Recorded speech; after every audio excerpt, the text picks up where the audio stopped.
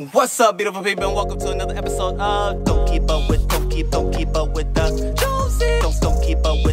Don't keep up with the Joneses. Don't keep up with the Joneses. Don't keep up with the Joneses.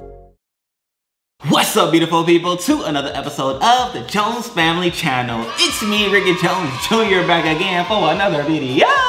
And this video is all about answering the questions that you all have asked. So I said it on a previous video, yesterday's video to be exact. If you all have any more questions that I did not speak to, touch on, or explain, let me know in the comment section below and I will give you a video just for those things. And that's what I'm here for. So here you are. We testing it out. You ask, we answer, here we are. So I'm gonna start with Stacy Politics Community with her question, right? Which are some phenomenal questions, I must say. The first one is the electric still turned off each day? I can speak to the experience that we had, especially on the tail end of things, and really like the majority of this year, the electricity wasn't a problem at all. Load shedding was not happening at all. And we were suspecting, right? We as in the expats that were living there, as well as we were having conversations with other South Africans, is that, you know, hey, around the election time frame, around, you know, the political climate and whatnot, that load shedding was gonna stop. And then after the election, it could be a thing again. Well,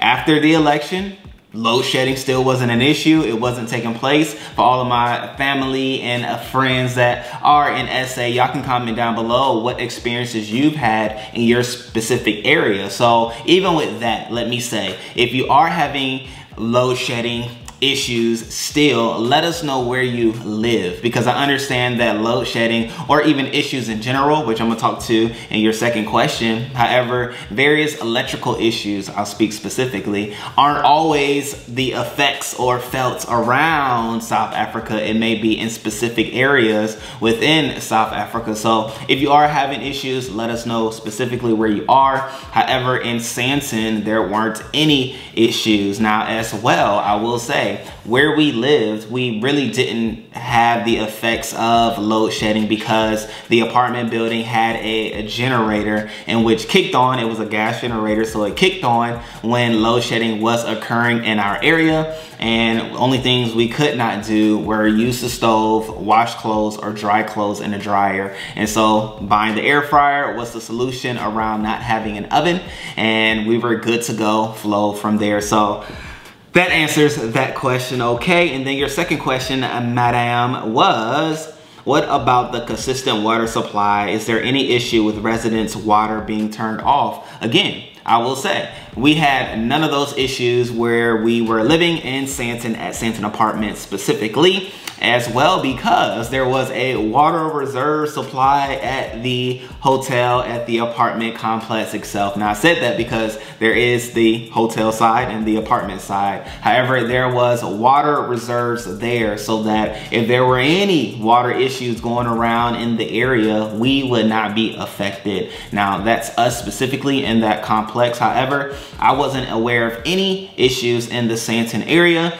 However, there were some issues prior to us moving there in the wasn't Long Hill. It was a Long Hill area where our brother himself, Dr. Assad, spoke to on his channel, which had him to make moves and do different things and whatnot. However, I was not aware of anyone having water issues while we lived there to the areas that they were living in, okay? And so that's why location is very, very key as it pertains to life in South Africa. But then as well, if you are considering an area, reach out to somebody that may be living in that area, just to get a feel of what it's like living there and particular issues that they may experience, okay? Because I will say, not all things are universal. And so there's that answer. No and no to your specific questions, but then I gave a little explanation because I always like to give a little bit more.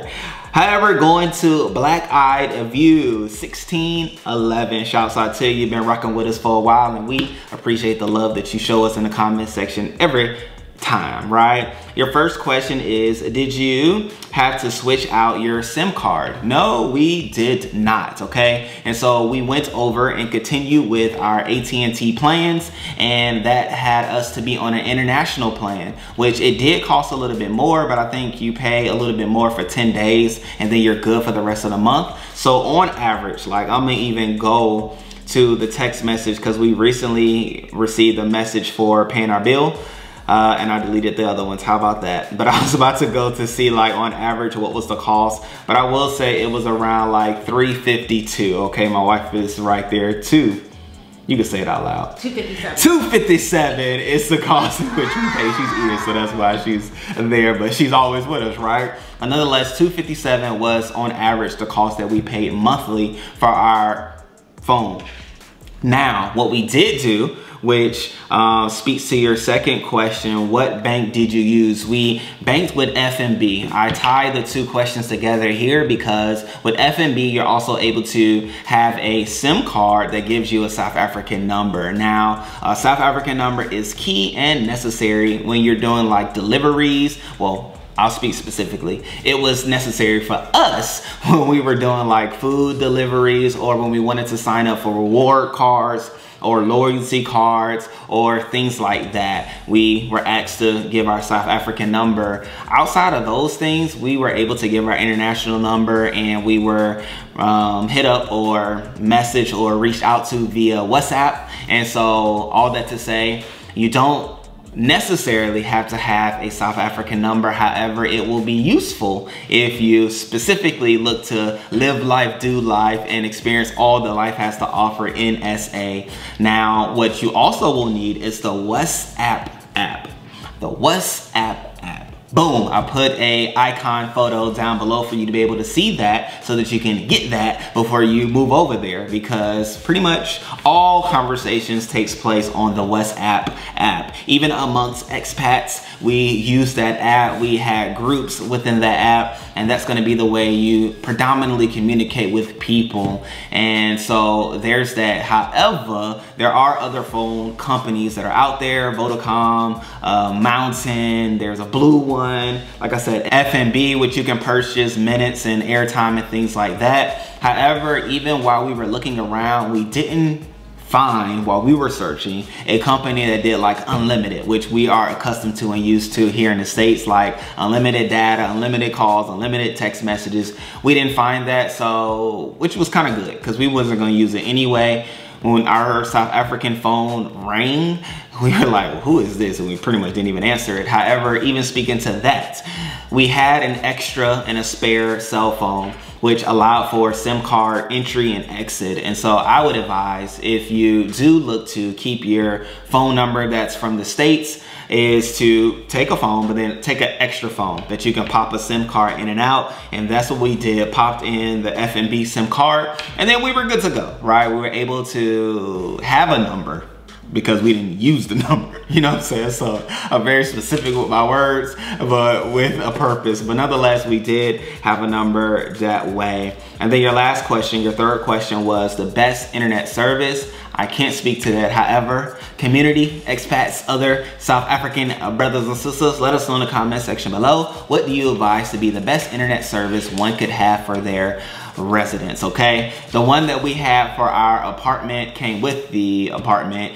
and so we just added a little extra boost to it, and we were good to flow and good to go from there. And so there's that. Now, the other phone companies and things, they do provide you with like a router and things like that where you can have internet service in your home. So maybe that's the route that you may want to go, because, you know, who doesn't mind bundling plans to get a better deal? Usually it's a better deal. However, there's the answer to that question. And yes, shouts out to Katrina Knight. You are more than welcome for this information. Shouts out to my brother, always showing love in the comment section as it pertains to SA and the love and wishes, the well wishes that continues to come our way. And I'm even now just like even going through the messages. Shouts out to Average Jack. I love the sentiments and the statements that you put in the comments of the video on yesterday, as well as shouts out to my brother Safiso.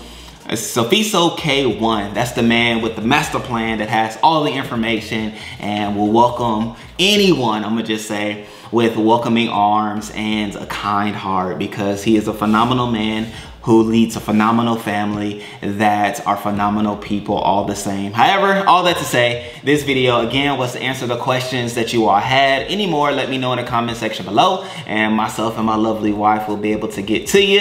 And yeah, I'm excited for all that's to come, because the best is still yet to come, and it's always fun and great to spend this time with you. So until next time, great people, I love you all, I appreciate you all. Peace.